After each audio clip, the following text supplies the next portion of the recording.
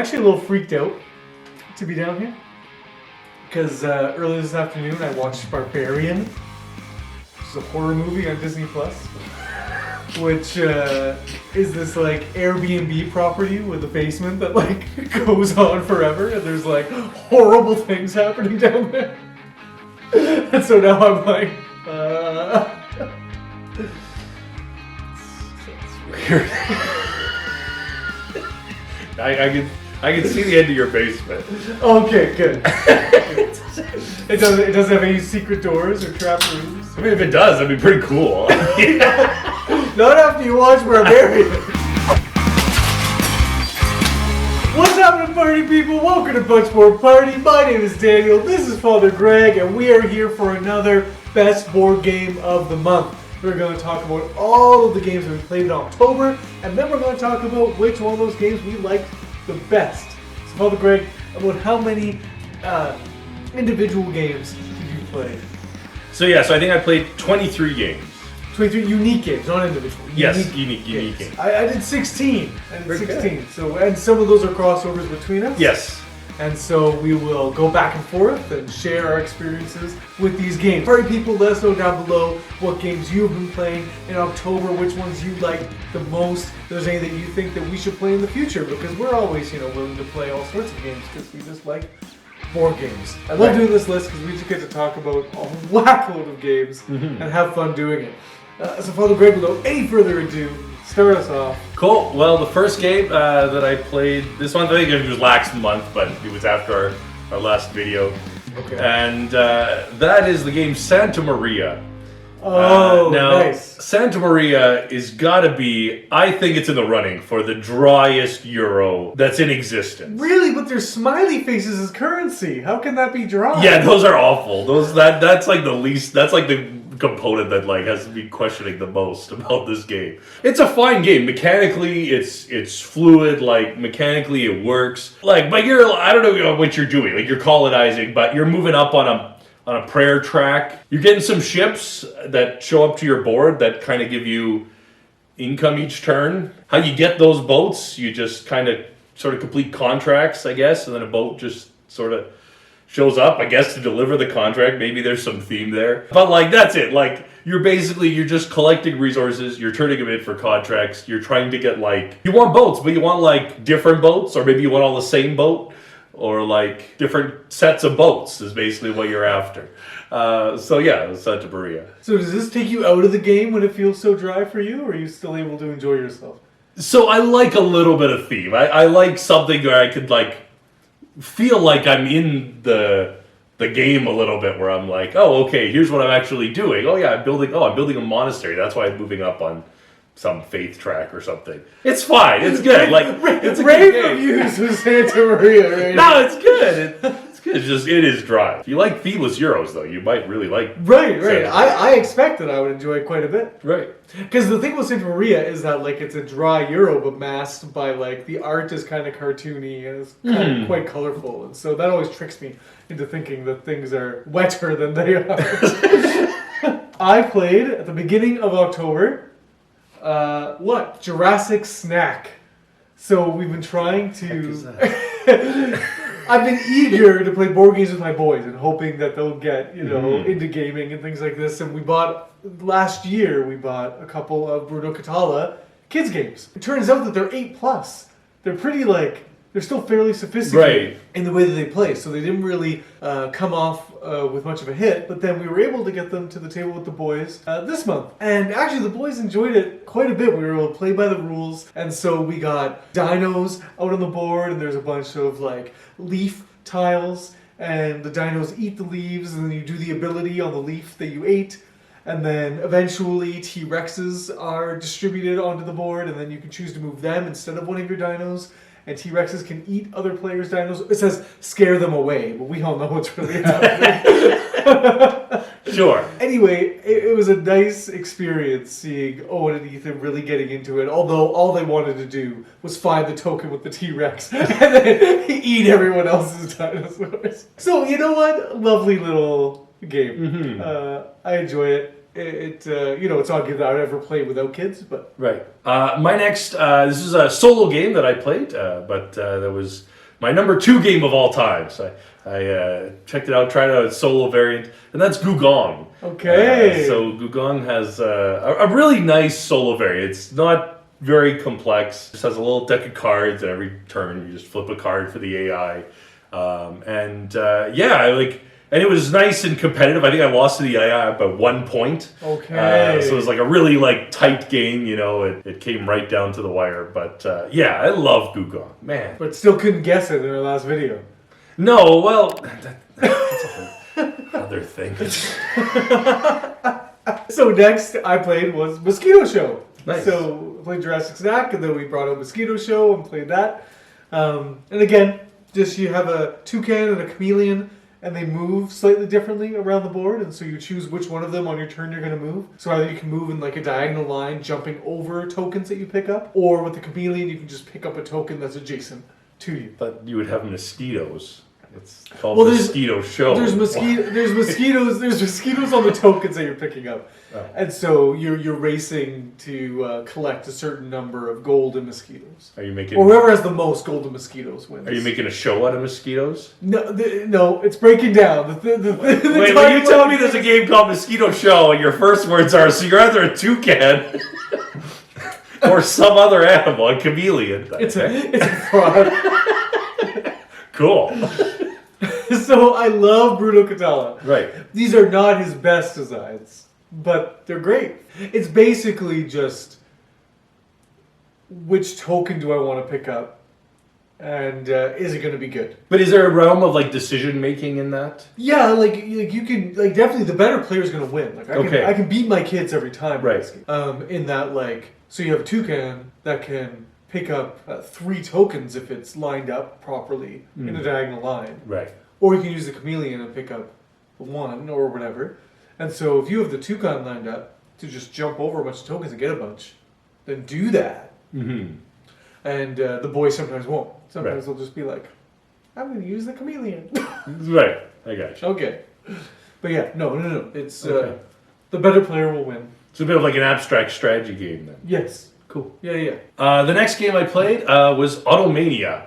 Okay. I played a game of Automania. Beautiful game, an underrated game, I might say. Right? You have said. I have said in the past, yes. A game where you're just. It is a cartoony game. It's not the best looking game, perhaps, but it's just. It's really neat. It has this kind of nice ebb and flow to it, where each round the things that people want in cars changes.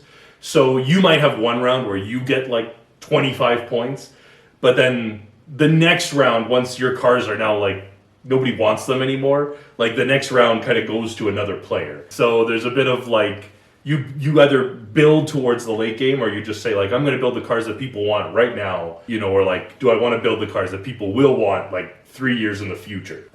Just a really interesting little game about making cars and selling them. And you like it. Yeah. You play it all the time. There's not that really many there's a lot of racing games, but not a lot of games about I don't know, just this cars and Kanban. Right. It's a real not much middle ground in between those two. Those are very different games, yeah. So at the beginning of the month, Sarah and I sat down, we decided to play a board game together. I was looking through Will Be Good and Ticket to Ride Nordic Countries. Wow. And so we sat down and we played a nice game of Ticket to Ride Nordic Countries.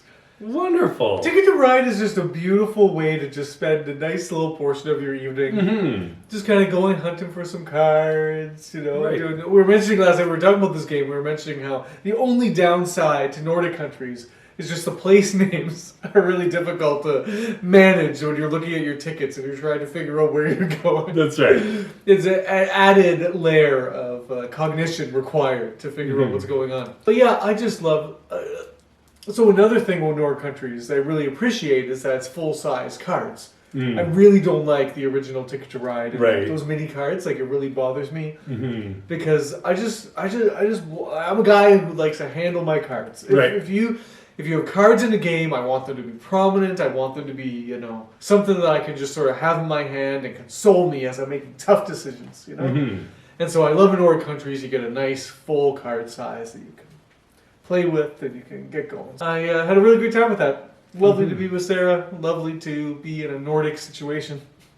She has family who lives in Sweden. Okay. And so, you know, some of the cities on the map and stuff are places where she's been to visit and things. Wow, okay, cool. There's some connection there. Nice. It's very nice. Nice. Yeah, no, you're right. It's a nice game to play where you're just like, if you want to have a little bit of conversation, you know, Yes. if you're not looking at something, yeah. But something with still a little bit of like, take that. You know, That's right. Got in your way, you know. Yeah. We played nice. We didn't really Okay. get at each other. The next game I played is a flip and right, I guess.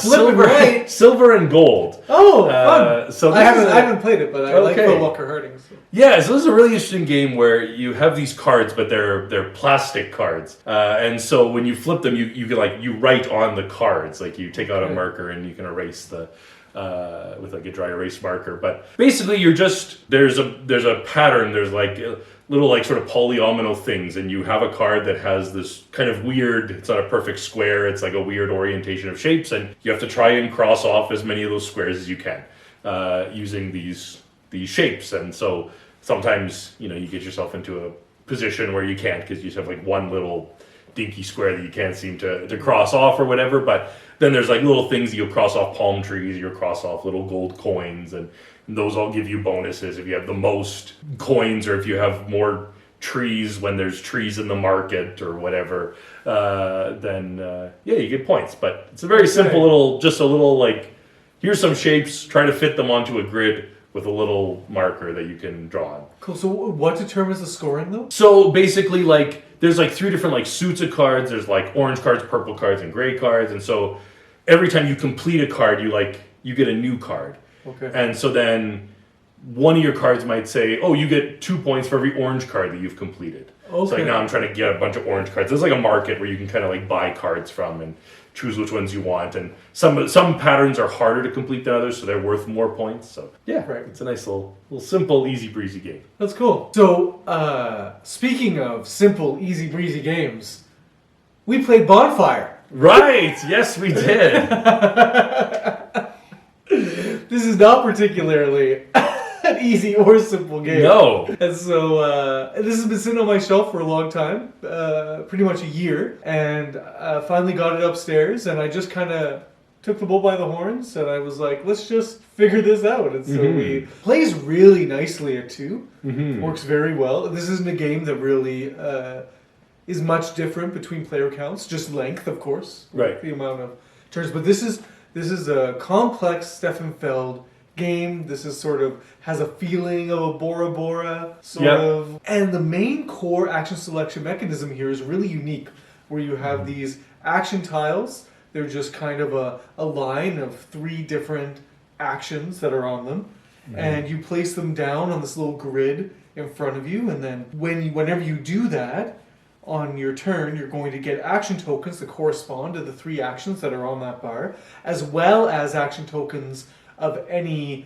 tiles that you connect the symbol of. So any contiguous kind of grouping of these tiles that you make on your main board, you'll get little tiles that correspond. And it's those little tiles that you spend to do the various actions in the game. And the various actions, you're sending your boat out to islands to pick up contracts, which is basically just like scoring opportunities. So it's like when you get 3 of this color Guardian on your board, then you'll score this bonfire. Then they turn over and become a bonfire. You're lighting bonfires. Your gnomes, the bonfires have gone out. The elders who lit the bonfires are hiding in the woods on these islands somewhere. They've gone somewhere, yeah. They're not coming back, but you're still trying to light the bonfires for some reason. We're not really sure why. But you gotta go find them, convince them to come. Light my bonfire, please. And I'm sure they're delighted to help you. But yeah, so actions like that and actions that allow you to kind of move your guardians around your own personal board, because when you get them, the further you get them around the board, the more points they're going to be worth. But you can only make paths for them starting on this end, and you can only light bonfires starting on, there's just, everything is just difficult. Right. It's just how can we put as many obstacles in your way for doing everything that you want to do? I really enjoyed this. I thought this was a lot of fun. It was hard to puzzle together. Things didn't click right away, but then as it starts to click together, I was just having a lot of fun. Point salad to the nth degree, but the theme made it more immersive to me. It was weird, but it was lots of fun to be in that world. Yeah, and then there's like these generic contracts as well. When you finish those, you get this like really powerful ability. Yes. Like it's tough to move your guys all the way across the board, but you get one ability, it's to move your guy as far as you want. Yes. It's like, wow, that's a crazy ability. Yeah, there's lots of synergy between the things that you do here, and if you can line that up well and know what you're doing. That's right. So no, I really did enjoy this game. For me, actually, I kind of want to know the theme more. Like, it's a weird theme. It's kind of esoteric, but like, I was like, I kind of want to know more about this world. Like, I was like, I wish that there was something. I wish I knew why the elders left, or how they get back, or like, why I'm lighting bonfires instead of just that I'm doing it. But yeah, no, the gameplay is really, really. I don't play a lot of Felds, but this is one that I would come back to for sure. Yeah, it's very good. Very good. The next game that I played was a game called Lowlands. Oh, back to the Lowlands. That's right. Mister, I don't like Uwe Rosenberg. I just like games that are exactly like Uwe Rosenberg. This game, it's not Uwe Rosenberg. It is in the Uwe Rosenberg collection of. It's got his face on it, and he periodically shows up in the rule book. Oh, I hate that. I hate to that tell you what you could do. Yeah. But it's it's like he was involved in the making of it, but his name is nowhere in the credits, in the actual game, which is weird. Uwe Rosenberg presents. Yeah, it's like Uwe Rosenberg. We took him out for coffee and we gave him this idea, and he gave us some thoughts, but we didn't feel like putting him in the actual credits. But we'll mention him in the rule book just for fun. What I like about it is it has that Uwe Rosenberg thing where there's a bunch of tiles, and you're putting different tiles into your farm, and some tiles allow you to get more sheep, and some tiles allow you to build at cheaper discounts in other places, and so on. But the really interesting thing about this game is just this back and forth between improving your farm and keeping the dam at bay.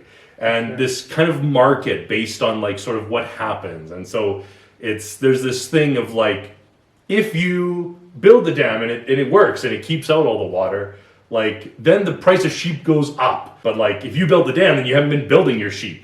So you're like, oh man, I should get back to the farm and start making some sheep because they're worth a lot of money because nobody's worried about them dying because the waters aren't coming in. So you go back to your farm and you start getting sheep, and then all of a sudden the dam starts breaking. So the price of sheep starts dropping, and everyone starts demanding that you go back and fix the dam. So you're like, okay. And so it's this constant sort of ebb and flow of this guy's working on the dam, this guy's building sheep. Who's going to win is determined by whether that dam breaks or holds. Right. So the only downside to that being is that at the end of the game, a lot of times I feel like you don't need to add up points because at the end of the game, you know who's won. Oh, if somebody's got a big ass farm and all of a sudden the dam breaks, well, they're gonna lose. But that tension during the game of which is gonna happen is a really interesting dynamic. That's sweet. Yeah, I still like to try this. For sure. It came onto the scene with a big splash and then just disappeared. Mm-hmm. It's nobody talked about it. Yeah. But you're keeping it alive. Oh man, it's a great game. Keeping it alive. So, Sarah and I had our friends Daniel and Sarah over. Too many friends with the same names. Yeah, it gets a little confusing. But Daniel and I went downstairs and we got a couple games, and we were going to let the ladies kind of pick what we played. And so Everdell was selected. Wow. Based on the cute little woodland creatures. Sure. And the big, totally practical tree. Sure, yeah. And so we played this, and it was delightful, and it kind of put a bit of a bug in my trousers for Everdell. Mm-hmm. It kind of made me want to play some more, and so we were going over to some friends for Thanksgiving, and Everdell can play 6, right, Father Greg? It says it can with an expansion. That's a great idea. So yeah, thanks. We're Canadian. Right. So we had Thanksgiving weekend, early October. Right. And so for Thanksgiving, we went over, we had turkey, we had potato, we had these lovely little biscuits that were gluten-free mysteriously. I don't believe that was true. And then we played a 6-player game of Everdell. Right. Hot diggity dog. Oh man. No, this was madness. No, it was yeah. It was madness. People were distracted. They didn't know what they were doing. They were trying to figure. Kids were trying to figure out how to play this game. I was elbowing this like 12, 13-year-old beside me. And she was like yelling at me like, "I told them!" Like because their dad was distracted with his other kid in his lap. Yeah, but you know what? Ultimately, very fun.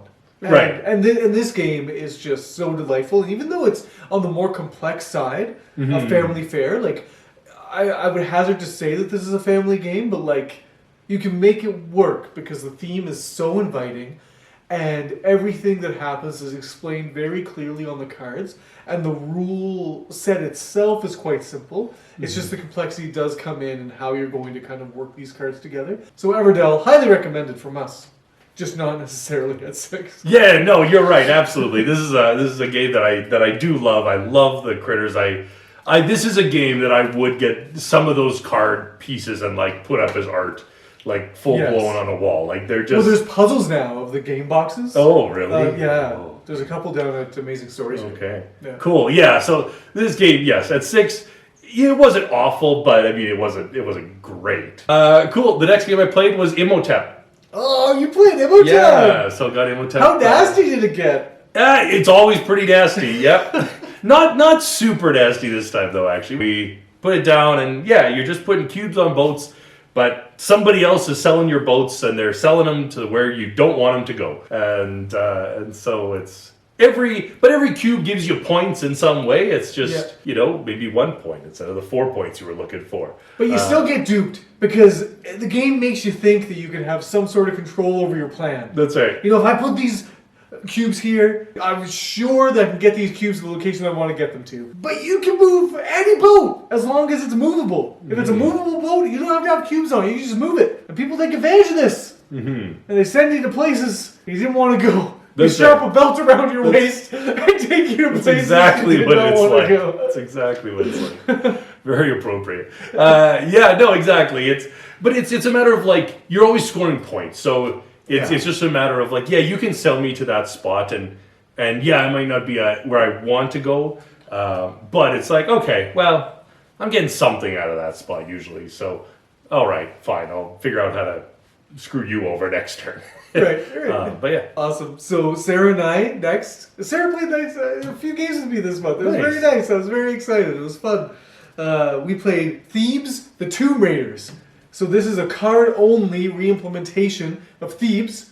Yes. And so basically this is an archaeological exploring game where you have these different colored cards that make these different piles. And then you can go and you can explore these piles. Either draw from the top or pick a few and search right through it, depending on the cards you play to get in there. And it's a delightful, the thrill of going through these card piles and getting artifacts that are worth different points out of them is quite cool.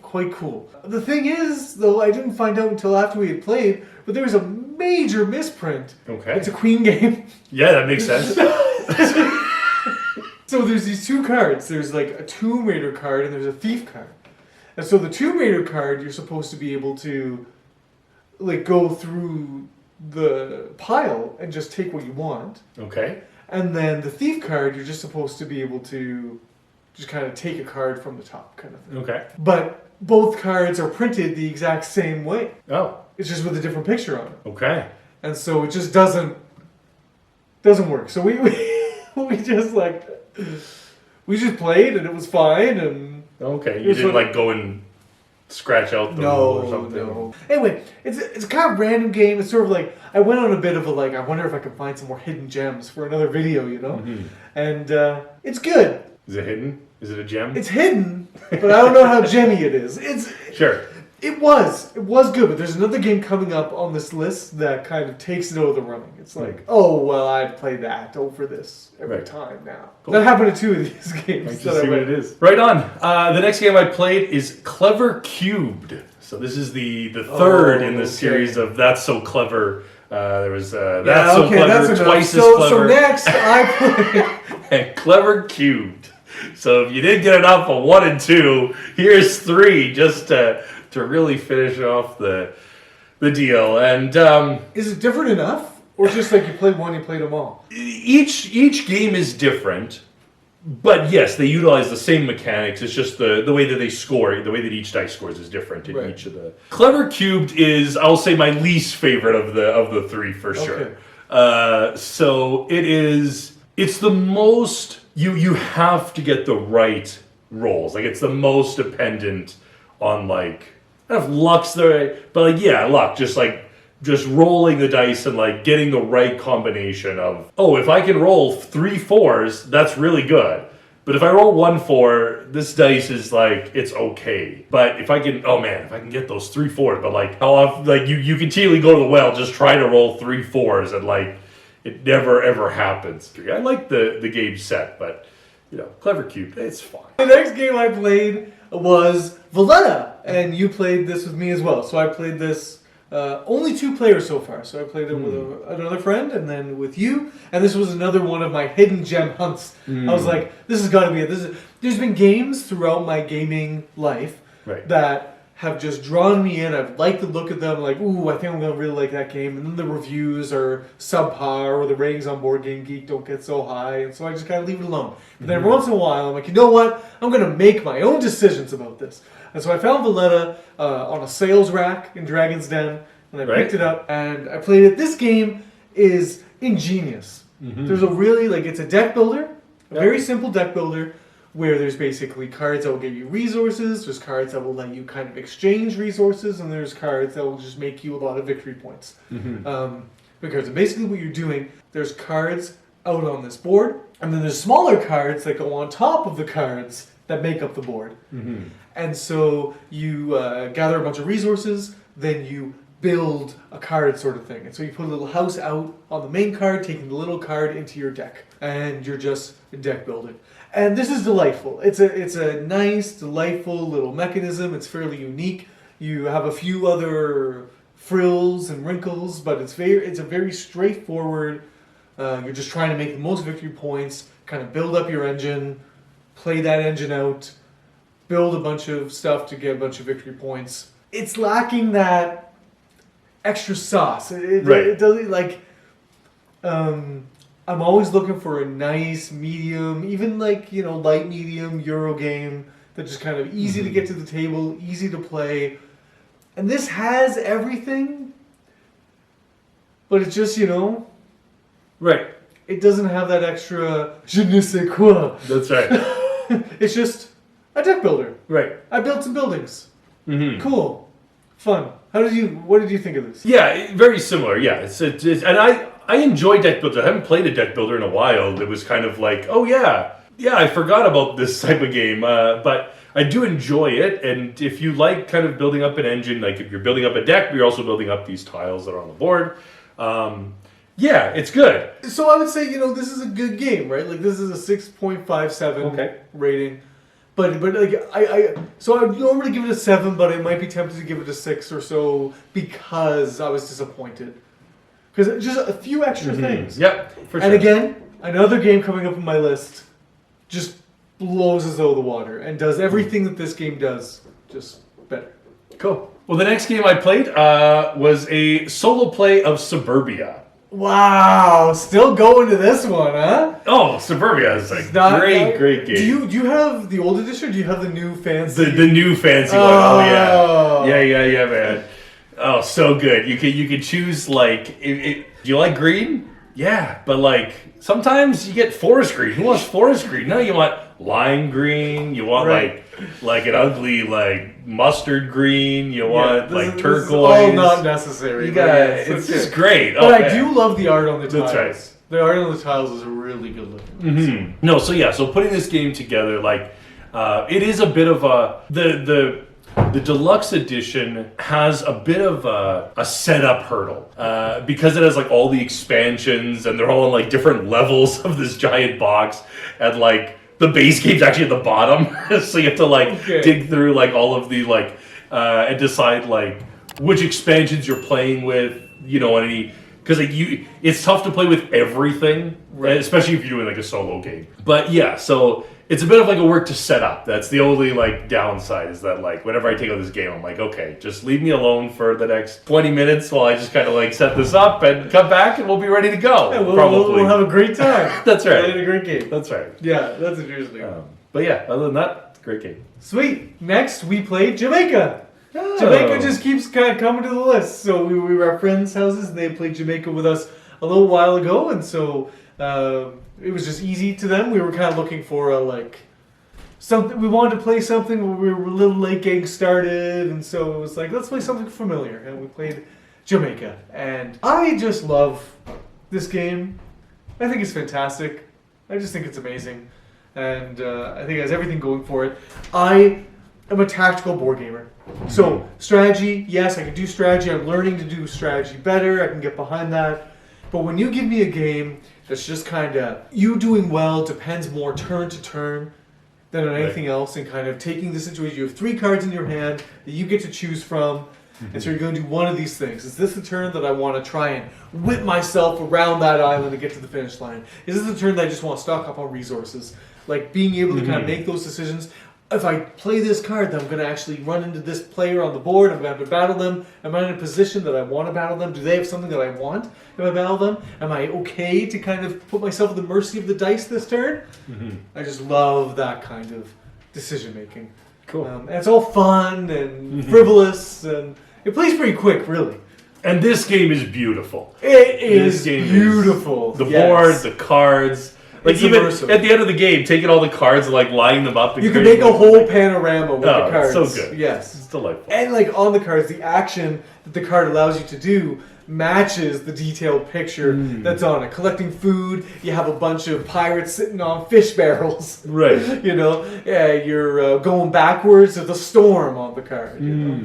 Interesting. Really good. I don't think I've ever noticed that, but that's cool. Yeah, no, it's good. It matches. The next game, this is a Euro game that has a theme that I can really get into, and that is Obsession. Okay. So I hear Obsession, amazing things about this. it is Downton Abbey, the board game. Yeah, it's fun, and it, like there's a good level of like gameplay underneath it. You're hosting different events. You're like inviting different guests out to your your dinner party or your lawn bowling activity or your horse riding, adventure or your secret rendezvous in the forest with some intimate lover or something like That happens? Yeah, there's like lots of different like Wow. Wow, this is like- spicy. I didn't know that. Oh, you yeah. can call me this game right away. I need a saucy rendezvous in the forest. But you bring like I had this so they're all like posh like British nobles or whatever, but then like you get this like American heiress who like shows up, so she's got like a ton of money, but like she ruins every party that you send her to, and so it's like there's just like this is like you say it's a Euro game, but like if you like games that tell like a story that involve like a bit of like theme that you could kind of enter into, that's why I love Obsession. Nice. Is just it allows for you to kind of like play that role of being like imagining yourself in this manor house just throwing dinner parties and so, What's the main mechanism here? Is it worker placement? Is it like so you've got like a number of workers, and each person that you invite to so each round you throw a particular event, and the type of event, some events will require just men, some events will require women, some will require couples, some will require whatever, so you play like these cards from your hand out, but each card has like a certain workers that they require. Okay. So the like ladies need like a woman who like follows them around, and like whereas like the men need like butlers, or they need like golf caddies, or they need like some. So you have like all these workers, but you have to kind of like just play them out in front of you, and so you can get more workers and like more different helpers and stuff like that. What a fun setting. It is. Yeah, that's good. Yeah. That's good. Speaking of fun settings, this next game takes place in a Bavarian forest. Oh my gosh. This is Glass Road, baby. Yep. So the Glass Road is this amazing thing. It's an Uwe Rosenberg design. Yep. With all of the Uwe Rosenberg trappings, and yet it is streamlined. It has a short play time. It is fairly easy to get into and understand and to play. This is excellent for what it's worth. Like if you're trying to convince somebody that like Caverna is something that they want to play, Glass Road would be a really great way to kind of give them a taste of what that is without overwhelming them. Right. Although there are a couple things in this game that, despite it being an entry-level game for Rosenberg, it's not an entry-level game in and of itself. Right. But, you know, there's two things that really make this tricky. So you have this fantastic card play mechanism where there's 15 cards, everyone has the same deck of cards, and then you choose 5 of those cards to play in the round. Then you play a card in front of you on one of the 3 card rounds each round, and then in turn order you reveal them. And if you reveal a card and that card is in someone else's hand, then they have to play that card. And so basically what you're trying to do is you're trying to pick cards that no one's going to play and cards that some people are going to play. So that you can ideally play 5 cards. But you're only guaranteed to play 3 cards in a round. So there's this. But if you play the same card as somebody else, you're only doing half of the action, half of the card. If you're the only one to play it, you get to do the whole thing. And basically, it's just resource manipulation in order, and also like building different terrain types on your little personal board, clearing forests off your personal board to make room for buildings, building buildings on this personal board that will also trade resources around, and you're going to get resources from your cards based on the number of terrain types of a certain type that you have on your board. But the wheels, there's these resource wheels where there's glass and there's brick, and there's a bunch of resources on the other side of each of these wheels. And every time 2 spaces on this, certain spaces are empty on this wheel, the wheel moves automatically. So automatically you're going to produce a brick, but at the expense of losing 1 of every other resource on that wheel. And the same with glass. And so you really got to keep track of how much of these resources you're getting, because as soon as you produce one of these special resources, you're down a resource. And so you're like, you thought you did the math right? Right. You didn't do the math right. That's right. And the 2-player variant works really well. You just kind of play cards back and forth, and if you play a card the other person has, you're forced to play that out. Once a player plays all their cards, then the round's done, and you go to the next round. But there's a whole tablet of tiles. There's tiles that you can use any time that transfer resources around. There's tiles that are just one-time use. They just give you a benefit and they just sit on your board doing nothing. And there's endgame scoring tiles. And what I didn't realize the first couple of times I played this is that the endgame scoring tiles, while they get you a lot of points, they're not the only way to score points. Sometimes these other buildings get you a lot of points, and they do the one-time action or the thing. Finally, I got better at playing. I played this game 3 different times in October. And finally, the last time, I got 25 points. This is not a high-scoring game. No, it's not. No. But I got there.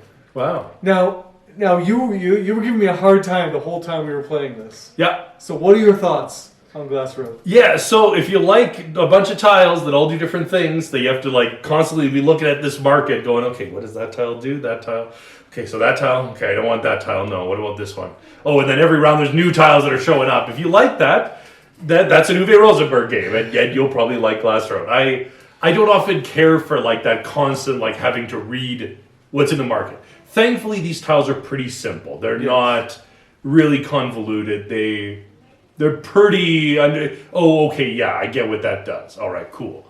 So that's okay. I like the kind of double guessing your opponents. Like, I think he's gonna go and collect some wood, so I should put the lumberjack in my in my deck of cards for when he plays. I don't really need it, but he'll get less of a benefit, and I'll still get something, even if it's not something that I necessarily need. Pit worker! Pit worker. I just love that pit worker. That's all he does. This guy just builds pits all over the place. He's my man. He's strip mines of forest. I gotta say that the great thing about this game is the decision space is huge for such a streamlined, short playtime.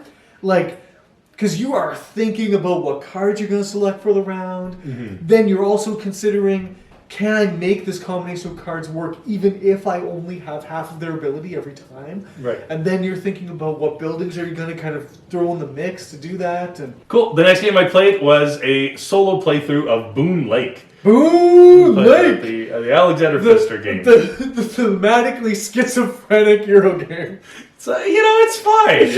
This one at least, like, you're settling land, but it's like you're actually putting guys onto land, and you're like exploring it, and you're getting cattle, and you're putting it out, and you're like harvesting. Why is there like circuit board, circuitry, graphic design on the board? It's just an old kind of timey kind of. That's not old timey. Well, it's sort of old timey. The game has a kind of old timey. 21st century technology. The game has a very kind of pioneer feel to it. But why the circuitry? That's what I'm confused about. I think I get what you mean, but I don't quite get it. Yeah.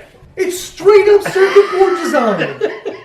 Like, it's like you look at it and you're like, oh, this is like an AI blend of old-timey. But that just doesn't do that. Yeah, I mean, the building art, I guess, has that a little bit, but, Anyway, I haven't played it. I shouldn't judge. Right. Anyways, yeah, the solo variant for this game works pretty well, too. Has, like, a little bit more, like maybe a page or two of extra rules that you need to go through, but it does have a really nice kind of solo mode. The next, we were at Mary and Dallas's. Just want to be clear about this. Sarah and I, we played with them, and we played Photosynthesis. Now, I gotta say, Photosynthesis, that made a big splash when it came, and it kind of maintained. You see it here and there, and you can tell why. The table presence of this game is beautiful and gorgeous, and this game is mechanically sound.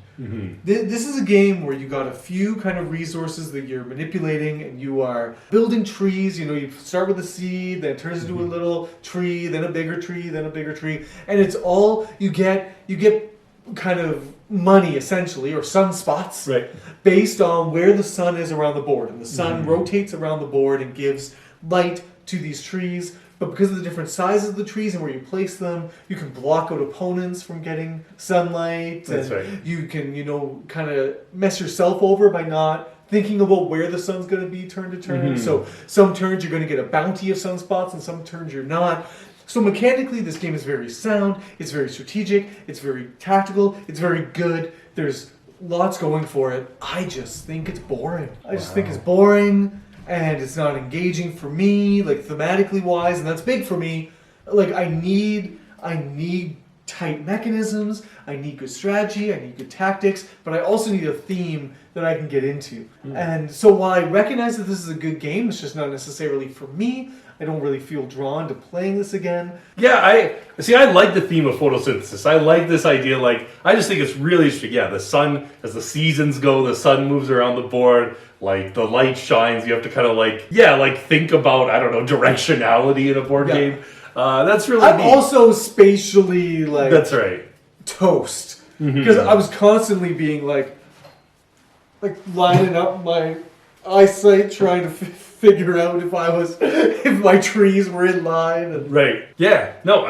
So that's cool. The next game I played is a game called Asara. This was, just a nice and Asara is a game that I kind of always think it kind of strikes me as a medium weight kind of Euro. Maybe it's just the look of the box. It's got kind of that dude on it with a face on the front of a box with some towers. I always forget that this is a simple game. Yes. You're just playing a card. This is a family game. And you're buying some tower pieces and you're building some towers. It's always even when I was setting it up I was playing with guys who wanted just a shorter, simpler kind of game, and I was setting up. I was putting all the pieces on board, and they were you could tell they were this looks complicated. I was just trust me, this is pretty simple, And by the time we started playing, they were oh yeah, okay, yeah. And I'm sure they were into it because this is fantastic. Yeah, for sure. I love Asara. The next game we played at Mary Dallas's was a Fistful of Meeples, and I felt bad about this because I ended up not liking it. But I was the one that sort of requested. We were kind of looking for things, and they suggested a couple things. I was kind of dodging Hanabi, and So I suggested Fistful of Meeples, and it was going to be a hard sell for me either way. This is a Mancala-inspired board game where you got a bunch of kind of saloons and things and buildings that you can build onto these saloons to get victory points and whatever else, and collect gold with the different kinds of meeples. Miners get gold and robbers rob and different things. Anyway, but I'm a 5 tribes guy, and so you give me a Mancala board game, and you gotta bring your A game. And this just doesn't bring the A game. Because, The simple fact that in 5 tribes, I am, on my turn, I'm doing an action based on the color meeple that I'm ending my turn with, and I'm doing an action based on the tile that I'm ending on. That makes all the difference. Here, it's just one note. Fistful of Meeples is just a one note kind of thing. Turns are very similar. There's not much opportunity to kind of go in varied directions. Whereas in 5 tribes, again, I'm spoiled. I recognize this. But 5 tribes, it's like, you're going for a builder strategy. You're getting some genies. You're getting some, like, the variety of the actions gives flavor to the game. Fistful of Meeples, it's just, but it's not like, it's not trying to be 5 tribes. It's a nice, simple small box game. Like, cool. Yeah, I have played this once with them, and I'll have to give this to the table with Mary Dallas again, because I enjoyed it. I remember a little bit about it, but yeah, I'll have to play this one again. The next game I played was Heaven and Ale. Oh, you were playing some... Yeah. Solid games. Solid game. So Heaven and Ale, it's just a great puzzle, and it's a tough puzzle. The resources are tight, your money is tight, everything is like it's scarce, and some of the things are next to impossible to plan out. Like maybe you could think like, oh, if I put this tile here, then later on, like 3 turns from now, I can put this tile, and then if I end up getting this all to add up to 17, that'll give me this tile, which will activate these 2 things which are across from each other, which is great because I placed them across from each other because I was thinking that far ahead. Like, that's great, but like, good luck. Like, some of the things you just finish a shed and you put a tile down and you go, okay, cool, I get to activate 2 tiles that are opposite one another. Sweet. I didn't plan that well enough, but like, all right, because it requires too much brain power to kind of like think that far ahead. But and then they play with the expansion, which you get little kegs of beer and you have to like deliver them out to the different taverns in the countryside. This game has no theme either, aside from the expansion where you actually get like a little cart, you're actually transporting beer. The actual like placement of the actual game has like no theme, but it is a delightful puzzle. Amazing Stories had an anniversary sale. It was their 29th year open, so 29% off. So this is wait till next year. 30. What? So Museum. This is a game that's been on my want list for a very long time. Basically, it is Set Collection, the board game, and I really, really, really like it. I stayed away from it for a while because it is expensive for what it is. It's really well produced. All the cards are individual pieces of art from Vincent Dutray. So like a lot of love went into the design. It is beautiful on the table, but it is kind of one of those things where it's like, the price tag was a little hard to justify. But then once I got to the table and I played it, I'm glad I own it. I'm excited about this. There are some things about it. People are going to have criticisms about this, and they're going to be justifying their criticisms about this game. But unlike Thebes' Tomb Raiders, this has magic. This has a magical mechanism that, like, despite some of its flaws, it just elevates this game. So the main thing that you're doing here in this game is you are drafting cards from kind of a main area, and you start with some cards in your hand. But basically, when you are putting an artifact into your museum, you have to discard cards from your hand with values that equal up to the value of the card that you're putting into your museum. This is fantastic.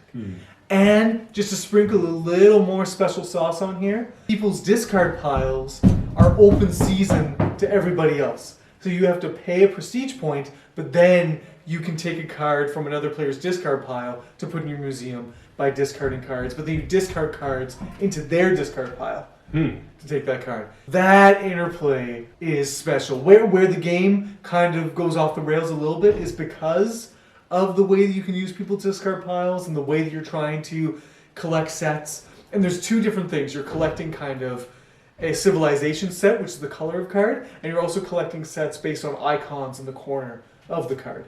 And so you're either choosing a card for one or the other thing and putting it in your museum in a different way. It can go long. The turns can go long. It can go long because of, all the options that are available to you on a given turn. I was going to say, like, it must be a lot of hard work to, like, know what's in everyone's discard piles. So you set up your discard pile kind of, you sort of lay it out like a river kind of thing everyone can see. Because all you need is the top of the card. Right. So, I just feel like I'd be looked, like, if you're playing with, like, 4 or 5 players, there's like a lot of different discard tiles to look at. And so it gets a little wild. Okay. But this is a supremely satisfying game. I really enjoy it. This has Stone Age-itis, where it's like a really good game, but it plays long. But I'm not necessarily willing to say it's too long for what it is. Right. I think it just is what it is, and it's long. But I enjoyed every minute. Like in the midst of playing, you're having a blast. So Museum. Cool. My next game is a game. This is a game that I have long considered getting rid of. If there is a game that is in my it's on your chopping block. Yeah, and I pulled it out. I thought, I don't know. I'll see. I'll open up the box, and as soon as I open up the box, I was like, man, this is a delightful game. And that playing it. And that is Cloudspire. So. Cloudspire. Yeah, it's a chip theory game. Okay, yes, with the chips and the theories. So, this game is beautiful. Every component in this game is magical. The boards, the neoprene board that you set up, the chips, the big honkin' chips. Chips, I think, might even be better to me than miniatures. You can stack up your chips and you can see how much health. Just by looking at a bad guy, and really tactical. That's fun. Oh, and it's just you move around this big giant chunk of chips around the board, and you got these dice, and you got everything. The cards, those cards are so good. They shuffle like no other cards because they're that plastic kind of card. Oh man, you can get them wet. They the whole game is waterproof. Wow. You could completely submerge this game in water and still play it. It's not good, but it feels so good. Well, I think they nailed it with Too Many Bones. I think that's what people say. So maybe we should try that.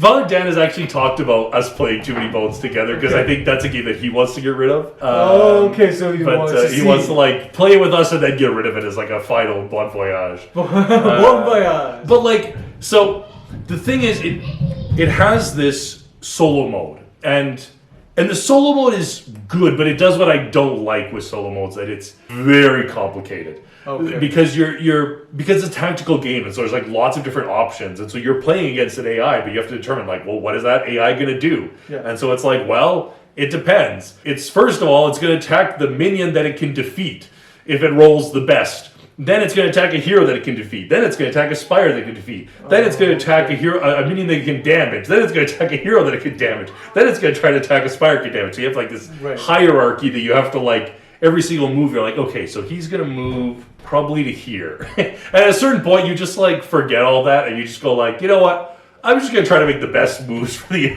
for the opponent. Instead of going through this long hierarchy of trying to figure out what it is that this guy should be doing. You just play two hands. Yeah, you're just he'll attack him. That seems probably what I would do if I was the AI. That's right. I'm just gonna send him that way. That's good. But I don't know. I still don't know what I'm doing with this game. I played 2 or 3 solo games of this. It's just not hitting. It's a lot to explain. If I were to teach you this game, we'd be there forever. We'd have to do a hefty rule explanation. Yeah. Right. Well, speaking of hefty rules explanations, okay, we played Spot It. Oh, that's not where I thought that was going. So we also picked up just a little Spot It's cheap. The boys were in the store with me when we were picking up these sale games, and they were like, "Can we get this?" They've been looking. They like the hand with the eyeball. They think it looks fun. They played a version of it at their friend's place, and so we've been playing Spot It. And this is lovely. This is right where they're at. Mm-hmm. This is right where they're at. You have a pile of cards. You each have your own card, or whoever's playing, and then there's one match of the symbols between every card. And so you're trying to figure out what's matching on your card with the pile, and what's matching. They're trying to figure out what's matching with theirs, and whoever's the first one to call it out. And yeah, of course, I take longer than I need to call out mine to see if the boys will get theirs. But sometimes not. Well, I was gonna say I play this with my nieces, and a lot of times they legitimately beat me. Yes. Sometimes I was just I don't know what mine is. Yeah. They were Ghost. That's right. Oh yeah. Yeah. So I really like Spot It. Mm-hmm. I forgot. That was one of the first games when I was first getting into hobby. This was at the board game cafe, and we had a blast with it. And good reason. This is million variations of it. Yeah. This is just a good fun. The next game I played was Riverboat. Riverboat, a Kiesling. Yes, another Kiesling. And Riverboat, the game's good. We had a good time playing it. The one thing that's interesting is we got to the end of the game, and there's two kind of tracks that you're sort of moving down. You're moving down a track, and you're trying to get the most people into New Orleans. But you can have it that there's a tie. And so what do you do when there's a tie? This game has a weird tiebreaker because it's nonsensical. It's just, there's a bunch of tiles, and it's like, whoever took the tile with the lowest number on it that's the guy who breaks the ties. Okay? In the last round, whoever takes that last tile is the guy who breaks the tie. And it's but that tie was worth 22 points, because we were tied on both tracks. Right. And so the points that you got from each track were substantial. Yes. I was like, man, this is a great game. But to have all that hinge on who picked up this one tile is just lets the air out a little bit. There's a lot of different tie-breaking things. Gugong has a track, but it's this game, there's a lot of ties that happen in Gugong, and it's whoever's up on the track, this game breaks all ties. So anytime there's a tie, this track is what breaks it. Okay. And even end of the game, right? We get to the end of the game, it's whoever's furthest up on the tiebreaker track, that's the that's the winner. Or sometimes they'll have things whoever has the most coins, that breaks ties, or right. Whatever, right? But this is just whoever has this tile, and it's oh. Next, we had another church game night at St. Anne's, and I rarely get to play anything at these nights, but in the interim, as kind of games were switching over, I ran a little game of Llama.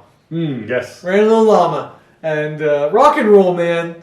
I don't know if this is a game, but it sure is fun. That's it. It's a game. All right. Also, at your parish game night, I played a game of Tiny Towns. Nice. And it went over well. I don't know if it went over well. I come over to the table, and there's a guy who I was a little worried about because right. He was new. He hadn't played much before. So I was just trying to make sure that he was having a good time. Mm-hmm. And I come, and he's just all blocked out. His board is just completely blocked off. He has nothing else to do, and I'm feeling bad for him. Right? I'm like, oh man, that's okay. I really suck at this game too. Don't worry about it. And then I look around, and everybody at the table is blocked out. They've all run out of moves. Yeah. They all just got stuck out. And Father Greg, he's sitting there, and he's just filling up his board. He's making buildings. He's just doing his thing, making all the points. Come on, man. What are you doing? Yes, Tiny Towns is a game where if you have played it multiple times, you are going to do better than everyone else at the table. Chances are that's the case. But everyone else was in similar sort of ballpark territory. It is a game that's a little bit difficult to grasp your first time. Because you start to place out buildings, you're like, oh, this is fairly easy. And then all of a sudden you get into a jam. And all of a sudden somebody starts calling out wood and you have no idea where to place it. And you're just I don't know what I'm doing anymore. And all of a sudden you just and you don't quite get how you don't quite see until the very end of the game how the points are all going to work out. And you can't really tell looking around the board necessarily who's winning and who's losing. And so there's a little bit of that. It's a pretty simple game. It's an easy teach. But there is that little crux. But I think everyone enjoyed it, hopefully. Right. So played this 3 times in the last 2 days. Oh my gosh. Oh my gosh. Is my wheelhouse board game. This is a medium weight Euro game with a really kind of generic medieval theme. Mm-hmm. The art is very kind of Renaissance in the way that it's all depicted on the board. And this game is wild in the mechanisms that it kind of throws out. And there's a good level of probably more tactical than strategic, but there's some really cool nuances here that are going on. So basically, you're moving your barge down this river, and where your barge is gives you access to different worker placement spaces, essentially, that are on the board. And the different spaces do different things, but there's a few different strategies that the game makes available to you, but only at certain points down the river. So at the beginning of the game, you can kind of get these sort of crests that kind of get you property and gain you access to property, which gives you kind of a little bonus throughout the game, but also gets you victory points. And also gives you access to players giving you victory points if they go to those locations. But only the first couple of spaces down the river get you those. And then you move to a spot that gets you points based on the number of spaces that you've occupied along the riverbanks. And so then you can get points for that. And then as you go along the river, now you can get access to cards more easily. And the cards score you points by collecting certain sets. So you can do all these strategies at any point in the game, but really there's certain points in the game where it's going to be more easy for you to do those things or not. Explaining that to new players is just almost impossible to do, or difficult to do, or it's hard to get your head around that. So playing it a few times, you get into that groove of what you're really trying to do. But I really enjoy this game. The centerpiece of this game is this kind of grid of action tiles, and you draw an action tile from the bag on your turn, you slide a row or column, 3 action tiles that remain in the grid, those are the actions you do, and it's getting money, drawing cards, moving your boat, all these kinds of things. Hot dog, I really enjoyed this. If you're expecting a dependable strategic game where you can like count on what's going to happen, this isn't it. This is tactical. This is the Jamaica wheelhouse. I love Jamaica. I love this. This is great. I can see people getting frustrated of not being able to get what they wanted to get and do what they wanted to do. But man, rock and roll, man. This game frustrated me. Okay. Yeah. Tell me about it. No, because so interesting, even just that first thing, turn order. If you're going fourth, already, by the time my turn came up, there was an action I couldn't do. It was fluky, though. That was fluky. But the way things turned out. Right. That was so, bad. for example, I was already, at the beginning of the game, there was a whole action that was just I'm never doing that thing ever because that's just not an option for me. Right. So, now, that's fine. I don't mind that. Sometimes I actually prefer being told, hey, you're not doing this thing. It's okay, sweet, I'll try to do something else. But then, that little 3x3 grid is really interesting. But sometimes, you just cannot do what you want. There's one option left for you. And you get to put 2 seals out on the board and you don't have a single coin. Right. And it's all right, well, and it's not you plan poorly. It's just what other players have done. And sometimes they leave you with only 1 or 2 options.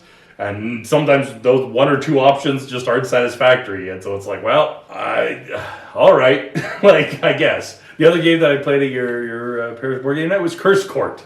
Curse Court. So, yeah, just a great game of bidding, and you're right, I won this game too, and come on, calm down. I know I don't take it, if I'm playing with adults, I'm not taking it easy on them. I'm not gonna purposefully disadvantage myself. Right, Maybe with kids, but not with adults. If you're a grown adult, I'm gonna teach you the game and I'm gonna play it. That's right. But there were even times where I was oh yeah, I am winning. Okay, well, you know what? I'll just take a gamble on this. I have no idea if these 4 tiles... And it just worked? And then those 4 tiles were all in the game. And I was oh, right. Well, super. That's 4 points. And 4 points in this game is a lot. Yes. And so I was wow. All right, I guess I'm winning this game. But it was a lot of fun. The table did really enjoy it. Yes. It's a lot of fun. It's good. Last game I played, this is Mania Dallas. This is a game that I've been avoiding, I've been dodging when I've been over there and stuff, and I couldn't because you were so pissed off about all that you went out of your way to go downstairs and bring this game up. And this is Cryptid. Yeah. And so this is a deduction game. I'm not very good at deduction. It makes you feel uncomfortable. It makes you feel stupid. And Cryptid is an amazing game. Cryptid is an amazing board game. This is so well designed. It is so fun to get in there. I didn't realize from your description that each player only has 1 clue that they're working with. That is a nice, reasonable amount of information to be working with. I'm just trying to figure out, okay, what's each player doing? They have 1 quirky rule that they're following. What is it? And if I can combine those together, I'll know where the space is, where this cryptid is. I felt very quickly that I was able to at least kind of stay in the running. I wasn't, Dallas was on fire, and so Yeah. he was just able to. And these games are short, Mm-hmm. especially when you're playing with people who know what they're doing, and boom, boom, boom. Because I thought that with the amount of spaces that were on the board, we were going to be there forever giving each other clues. But it kind of just. You shrink that space pretty quick. So again, like, because it's not my wheelhouse of game, I don't know if I'm going to be like clamoring to play it, but I really enjoyed it. I would say yes if it's brought to the table. I would suggest it to play, like when Sarah and I go over there again, like be like, no, let's play Cryptid, because I think Sarah would enjoy this too. It's very nice. I'm surprised. I thought you hated this game. From last night's experience, no. Oh, okay, cool. Because I ended like where Dallas went and searched and figured it out. I was like in the ballpark, Right. and so I felt good about that. And so I feel good. Yeah, no, I think Cryptid is awesome. Cool. Yeah, no, I really enjoy Cryptid. So, and then the very last game was also I played at Mary and Dallas's house, just to mention them, and we played. The game for the great crap, because I always say Mary Dallas, and he does not. That's right. We played a game of Fantasy Realms. Awesome. And Fantasy Realms is great. It's a really interesting game of just like picking up cards, realizing that half of your cards synergize and half of your cards don't, and like try to create this kind of like ideal hand of like 7 cards. There are some cards that are super powerful though. Like I scored 150 points with one card. Nothing with everything else, but like that was enough to like carry me through. But the thing about this game is it has this immediate end, and Mary really felt the sting of this because you ended up winning by 30 points. Right. I think it was. But Mary, it was her turn next, and the game just ended. And there was a card out there that if she had picked it up, she would have scored 40 points. Right. So again, whatever she would have lost to have got that into her hand, but she might have won. That's right. You're right. It is an abrupt ending. Yeah. But Well, that's good. and that's an abrupt ending to my list. That's a abrupt ending to your list. There you go, party people. Those are the games we played in October. Lots of games. Lots of fun. Games are fun. We love them. Love enjoy board games. Love enjoy. If you tell us what you've been playing, let us know. Before we get going, we have one more thing to do. Sharing our best board game we played this month. Father Greg, what was the best board game you played this month? You know, I probably didn't think it at the time, but I really enjoyed Bonfire. Yeah! I did. You enjoyed playing with me! Weird. No, Bonfire is, it just really, even when I went home, I was like thinking about it and I was like, this game just has a lot of interesting little parts. Yes. Like I don't enjoy all of Steffenfeld's games, but I can appreciate a lot of the game design that goes into them. Yeah. For sure. Yeah, no, that's a great pick. I think that was worthy.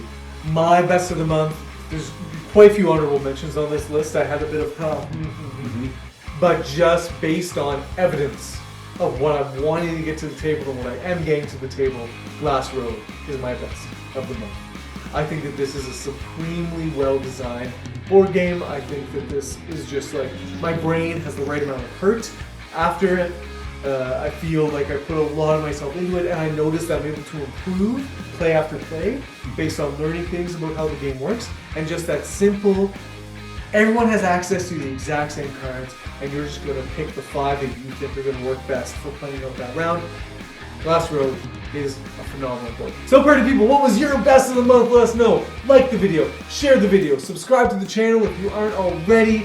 Keep on engaging with us in the comments down below. We're going to be back at you with more videos on a weekly basis. That's kind of what we do. We take about a week or so to put up a video. And sometimes it's 2 weeks because, you know, life is hard. But until next time, party people.